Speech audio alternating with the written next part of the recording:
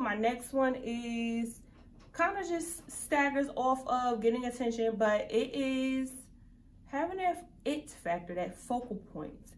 So as I said, you know, people are definitely going to be drawing attention to your face.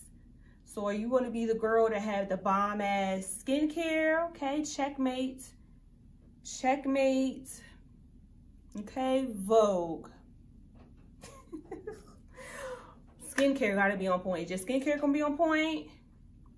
Is your makeup gonna be for the gods?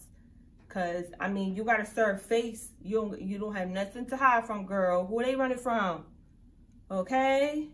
If you want makeup to be that focal point besides your bald head part, complementary to your bald head, then your makeup needs to be on point all day. If you are that makeup girl. I'm not that makeup kind of girl. I like to keep my face stupid simple.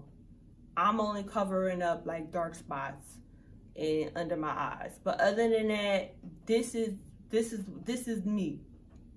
Yes. Or the next one is earrings. A lot of women are not into, you know, avant-garde type of earrings. And the reason why I say earrings and not necklace is because they are going to be looking at your face. Your bald head proximity is in this area, not your necklace. I'm just giving you advice.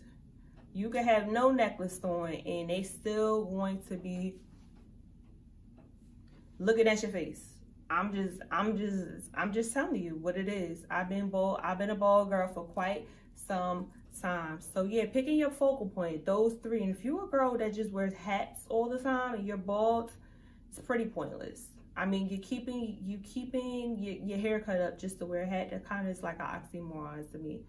So I don't really have any advice for those who wear hats and have a bald head. And on top of that, I'm not a hat type of girl, so wrong girl.